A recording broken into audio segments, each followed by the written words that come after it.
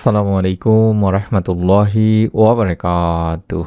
সম্মানিত দিনী ভাই বোনেরা, আমি আশা করি আল্লাহ তাআলার অশেষ রহমতে আপনারা ভালো আছেন, সুস্থ আছেন। আলহামদুলিল্লাহ। আজ আলোচনা করব দরুদের ফজিলত নিয়ে। নবীজির প্রতি দরুদ পাঠের এমন 15টি ফজিলত রয়েছে, যে ফজিলতগুলো আপনারা হয়তো বা অনেকেই জানেন না। তাই অনুরোধ করছি, অবশ্যই ভিডিওটি মনোযোগ দিয়ে সম্পূর্ণ দেখুন। কঠিন কিয়ামতের দিন, মুসিবতের সময় ইনশাল্লাহ এই আমলটি আপনার জন্য অত্যন্ত গুরুত্বপূর্ণ বা কাজে আসবে। তাই অবশ্যই ভিডিওটি নিজে আমল করবেন, জানার পরে আপনার নিকট আত্মীয়স্বজনদেরকেও জানিয়ে দিবেন। মহানবী সাল্লাল্লাহু আলাইহি ওয়াসাল্লামের প্রতি দরুদ পাঠ শুধু একটি আমল নয়, এটি আল্লাহর দরবারে বরকতের দ্বার উন্মোচন ও দোয়া কবুলের অনন্য মাধ্যম। হৃদয়ের গভীর থেকে নবীর প্রতি ভালোবাসা ও শ্রদ্ধা প্রকাশ জীবনে শান্তি ও মর্যাদা বয়ে আনে। মুমিনের জীবনে দরুদ পাঠের এই মহিমান্বিত আমল অবিচ্ছেদ্য অংশ হওয়া উচিত। তেমনি 15টি ফজিলতপূর্ণ দরুদের আমলের আমি বিস্তারিত এই ভিডিওটিতে আলোচনা করছি ইনশাআল্লাহ। 1 নম্বর, আল্লাহ তাআলা রাসূল সাল্লাল্লাহু আলাইহি সাল্লামের প্রতি দরুদ ও সালাম পাঠ করার নির্দেশ দিয়েছেন স্বয়ং। আল্লাহ তাআলা বলেন, নিশ্চয়ই আল্লাহ ও তার ফেরেশতারা নবীর প্রতি দরুদ পাঠ করে থাকেন। হে ঈমানদাররা, তোমরাও তার প্রতি দরুদ পাঠাও এবং তাকে সালাম জানাও। আল্লাহ তাআলা নিজেই বলছেন সূরা আহজাবের 56 নম্বর আয়াতে।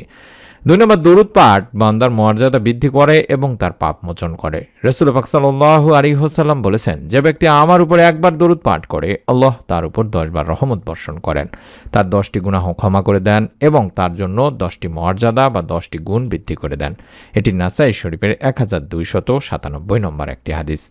3 নম্বর, নবীর প্রতি দরুদ পাঠ এমন একটি আমল যা বান্দার যে কোনো দুশ্চিন্তা দূর করে এবং তার প্রয়োজন পূরণের মাধ্যম হয়। সুবহানাল্লাহ।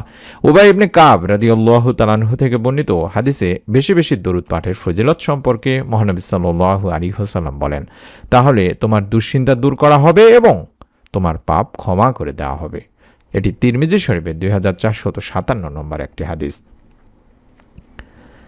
তাই যারা বিভিন্ন দুশ্চিন্তা, টেনশন, পেরেশানি, মনের নেক আশা পূরণ হয় না, তারা বেশি বেশি যদি দরুদের আমল করতে পারেন, রব্বুল আলামিন আপনার সমস্ত দুশ্চিন্তা দূর করে দেবেন, পেরেশানি দূর করে দেবেন, মনের নেক আশা পূরণ করে দেবেন। 4 নম্বর, নবী সাল্লাল্লাহু আলাইহি সাল্লামের উপর দরুদ পাঠ করা তার উম্মতের উপর অর্পিত গুরুত্বপূর্ণ কর্তব্যগুলোর মধ্যে অন্যতম।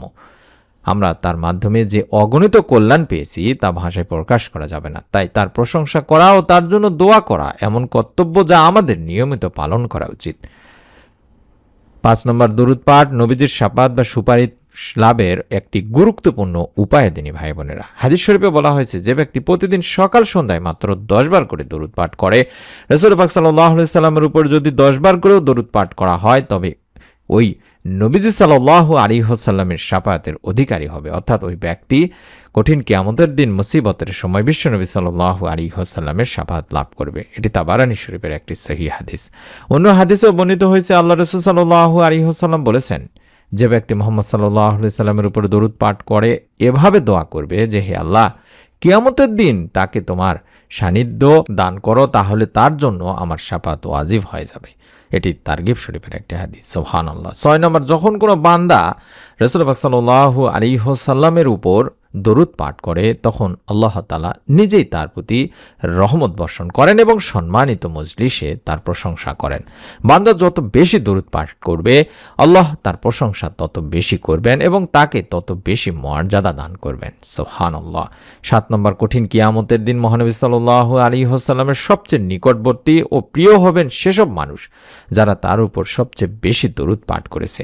রাসূল সাল্লাল্লাহু আলাইহি সাল্লাম বলেছেন, কিয়ামতের দিন আমার সবচেয়ে নিকটবর্তী ব্যক্তি সেই ব্যক্তি যে আমার উপর সবচেয়ে বেশি দরুদ পাঠ করেছে।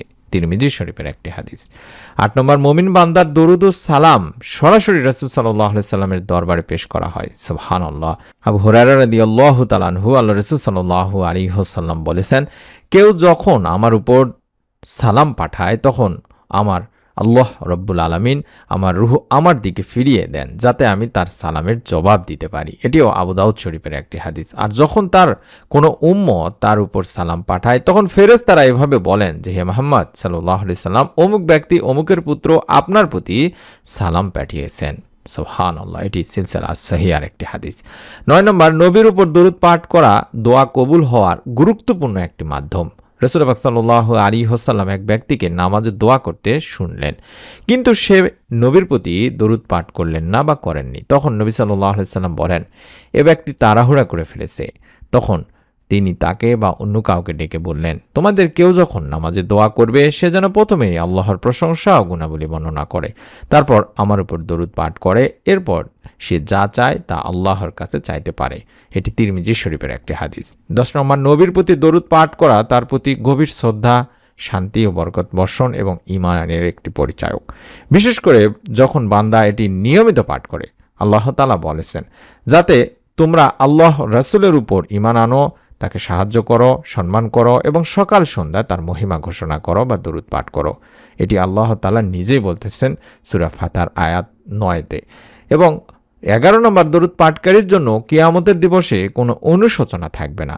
নবী সাল্লাল্লাহু আলাইহি ওয়াসাল্লাম বলেছেন, যে ব্যক্তি দীর্ঘ সময় বসে আল্লাহর নাম স্মরণ বা নবীর জন্য দরুদ পাঠ না করে চলে যায়, আল্লাহ তার উপর পাপের বোঝা চাপাবেন। তিনি চাইলে তাদের শাস্তি দেবেন, চাইলে ক্ষমা করবেন। তাই আমাদের বেশি বেশি করে দরুদ পড়তে হবে তিনি ভাই বোনেরা। 12 নম্বর, দরুদ পাঠ একজন বান্দাকে সঠিক পথের উপর অবিচল থাকতে সাহায্য করে থাকে। হাদিসের ভাষ্য থেকে জানা যায়, কিয়ামতের দিন দরুদ তার পাঠকারীকে পুলসিরাতের উপর স্থির দাঁড় করিয়ে দেবে এবং নিরাপদ রাখবে। সুবহানাল্লাহ। 13 নম্বর, যে ব্যক্তি নবীর উপর দরুদ পাঠ করে, আল্লাহ রাব্বুল আলামিন তাকে অন্ধকার থেকে আলোয় নিয়ে আসেন। আল্লাহ তাআলা বলেন, তিনি তোমাদের উপর দরুদ পাঠান এবং তার ফেরেশতারা প্রার্থনা করেন, যাতে তিনি তোমাদের অন্ধকার থেকে আলোতে বের করে আনেন এবং তিনি মুমিনদের প্রতি করুণাময়। এটিও সূরা আহজাবের 43 নম্বর আয়াত। 14 নম্বর, দরুদ পাঠ বান্দার সুনাম ও মর্যাদা রক্ষার গুরুত্বপূর্ণ একটি মাধ্যম। কারণ বান্দা যখন আল্লাহর কাছে নবীর উপর দরুদ পাঠ করেন, তখন আল্লাহ তার সেই আমল বা সেই বান্দার আমল অনুযায়ী তাকে প্রতিদান দান করেন। সুবহানাল্লাহ। এবং সর্বশেষ 15 নম্বর যে ফজিলত, দরুদ পাঠ নবীজির প্রতি ভালোবাসা বৃদ্ধির অন্যতম একটি মাধ্যম। বান্দা যত বেশি তার প্রিয় নবীকে স্মরণ করবে, তার হৃদয় নবীর ভালোবাসাও তত বেশি নিবিড় হবে। আর তার প্রতি ভালোবাসার চেয়ে বেশি বেশি ফলদায়ক ভালোবাসা আর কী বা হতে পারে। কঠিন কিয়ামতের দিন একমাত্র নবী করিম সাল্লাল্লাহু আলাইহি ওয়াসাল্লামের সুপারিশ, নবী করিম সাল্লাল্লাহু আলাইহি ওয়াসাল্লামের ভালোবাসা ছাড়া আপনি জান্নাতে পর্যন্ত যেতে পারবেন না। তাই বিশ্ব নবী সাল্লাল্লাহু আলাইহি ওয়াসাল্লামের সঙ্গে জান্নাতে যাওয়ার জন্য হলেও, তার সুপারিশ লাভের জন্য হলেও, কবরের নূরের বাতি জ্বলানোর জন্য হলেও, কবরে তাকে চিনতে পারার জন্য হলেও আমাদেরকে অবশ্যই অবশ্যই বেশি বেশি করে প্রতিদিন দরুদের আমল করতে হবে। চাইলে সবচেয়ে ছোট যে দরুদগুলো রয়েছে সেগুলো আপনারা করতে পারেন। আমি 2-1টি দরুদ শিখিয়ে দিচ্ছি, যাতে করে আপনারা এই দরুদগুলোর মাধ্যমে হলেও প্রতিদিন অন্তত 100-200 যতবার বেশি পড়তে পারেন ততবার যেন পড়তে পারেন। যেমন আল্লাহুম্মা সাল্লি ওয়া সাল্লিম আলা নবিয়িনা মুহাম্মদ, আল্লাহুম্মা সাল্লি ওয়া সাল্লিম আলা নবিয়িনা মুহাম্মদ, অথবা শুধুমাত্র সাল্লাল্লাহু আলাইহি ওয়াসাল্লাম, সাল্লাল্লাহু আলাইহি ওয়াসাল্লাম, সাল্লাল্লাহু আলাইহি ওয়াসাল্লাম, অথবা আল্লাহুম্মা সাল্লি আলা মুহাম্মাদ ওয়া আলা আলি মুহাম্মাদ, এতটুকুও পড়তে পারেন। এক কথায় সকাল সন্ধ্যায় সব সময় দরুদ বেশি বেশি করে পড়তে হবে এবং মনে মনে ভাবতে হবে, চাইতে হবে আল্লাহ তাআলার কাছে আপনার সমস্ত দুশ্চিন্তা পেরেশানি যেন দূর হয়ে যায়। কঠিন কিয়ামতের দিন যেন বিশ্বনবী সাল্লাল্লাহু আলাইহি ওয়াসাল্লামের শাফাআত নিয়ে সঙ্গে করে জান্নাতে যেতে পারেন। আল্লাহ রাব্বুল আলামিন আমাদের সকলকে বেশি বেশি দরুদ পাঠের প্রতি গুরুত্ব দেওয়ার তৌফিক দান করুন। নিয়ত করে আমলটি করুন, আল্লাহ তাআলা যাতে আমলটি আপনার জন্য সহজ করে দেন। প্রত্যেকটি কাজ নিয়তের উপরে নির্ভর করে, তাই অবশ্যই ভিডিওটিতে একটি লাইক দিয়ে কমেন্ট সেকশনে আমিন লেখার মাধ্যমে হলেও নিয়ত করবেন। এরকম নতুন আমলের ভিডিওগুলো পাওয়ার জন্য অবশ্যই দিনী আমল চ্যানেলটি সাবস্ক্রাইব করে বেল বাটনটি অন করে রাখতে ভুলবেন না। সকলে ভালো থাকুন, সুস্থ থাকুন। নতুন ভিডিও দেখার আমন্ত্রণ জানাচ্ছি। আসসালামু আলাইকুম ওয়া রাহমাতুল্লাহি ওয়া বারাকাতুহু।